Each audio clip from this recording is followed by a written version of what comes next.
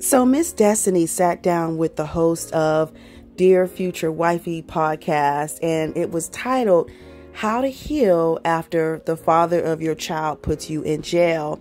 Now, she did talk about a lot of things. She talked about being in foster care.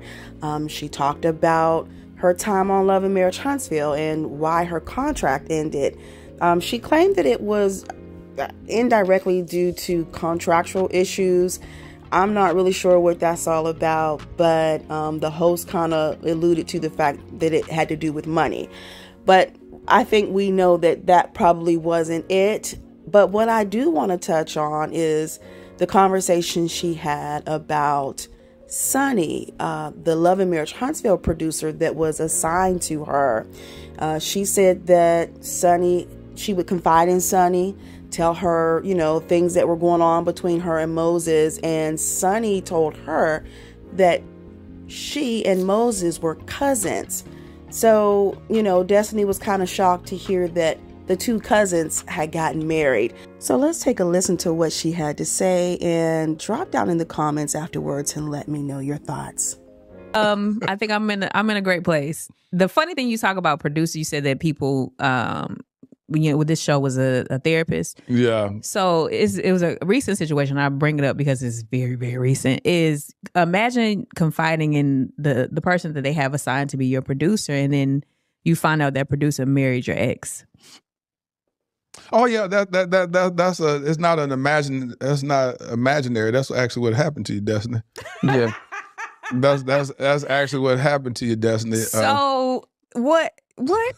Is it really? Did it really happen? Yeah, that happened, Destiny. Last month, I believe. Last month, this guy that you was dating is now married. Are they engaged? They just engaged, right?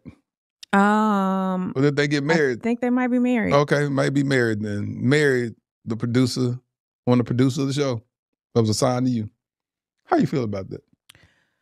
Well, being that she told me that was her cousin, it was really interesting to know that Cousins was married. And I know we filmed in Alabama, but she didn't say that the dude was her cousin. She said that to you. So the thing that's crazy is that, the job of a producer that's assigned to you, a field producer, is for them to, you give them, you confide in them. Yeah. And not only was she my producer, we actually became friends after she left the show. And she would say things to me like when I would have those moments like, this is crazy, I'm sick of this. And then she would say things like, you know how many girls would love to be in your position, and you know how many girls would love to be on television. And I didn't think she was talking about herself.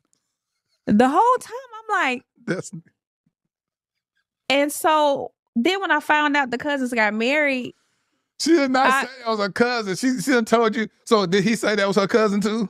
The word was we people. Like they, I know, man, that's my people. Yeah, like we got cousins, and so I'm thinking real for real, like real talk. Like in a million years, like I didn't know. And then I get a text message where it's like, hey, out of respect for you and our friendship, and as a woman, I want to tell you that we getting serious. I'm like, when did you and your cousin? When did y'all even start dating? What are you talking about? Because real talk, like I knew that the man wasn't my husband. We had already broken up. Let's say that I had already ended the relationship, and it was just a lot of things that were red flags, and I wasn't going back down that road again. And then a long distance on top of that. So, but you like them long distance relationships, huh? I actually did, because I like to be. I'm an only child. My dad's only child, and so I'm used to, after my dad got custody of me, I'm used to being. But that's another story. And so the thing that about the whole situation, I've known that man for over 15 years. Y'all go way back. Way back. And then I had to look at that relationship like, now these people are creating a storyline around me. This is my real life. Like, they're trying to like pitch a show, I think, or something. I don't know what's going on. I don't know. And then I go back to 15 plus years ago when I was dating someone that was actually a celebrity, a rapper, and off and on. And then that's when he first heavily pursued me. Oh, the guy my that you started dating. Yeah. And then now here we are, fast forward, I'm on television and he's heavily pursuing me again.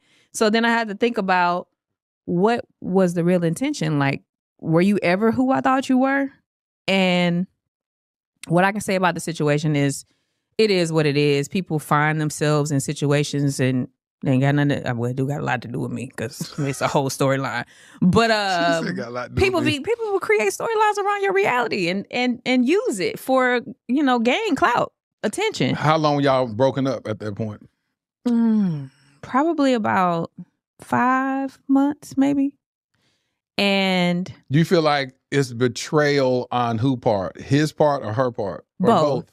Wow. Because we got to, when I said we continue the relationship, I got messages on my phone, I love you, sis, miss you, sis, surprise birthday parties I was invited to by her sister, like things like that. So it was a developing relationship, and I confided in her about my relationship, not only as my producer, but as my friend. And, but the biggest betrayal is him, because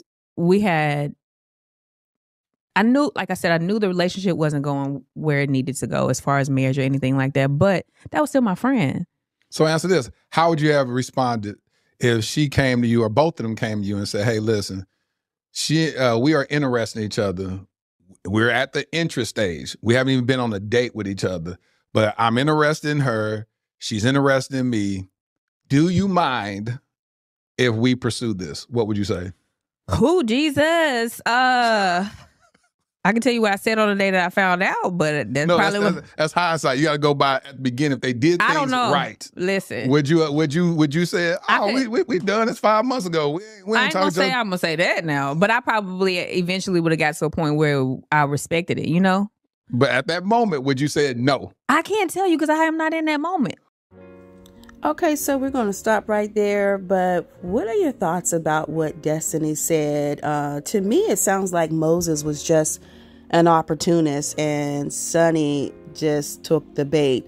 But you guys, sound off in the comments below. Let me know your thoughts. If you listen to the podcast, let me know what you thought about the things she stated about LeBaric. She did open up a little bit more on that, but drop down below. Let me know your thoughts about everything. And as always, I will talk to you all in the next video. Have a wonderful day, you guys. Don't forget to give this video a thumbs up and be sure to hit the notification bell so you never miss an update from What's Happening.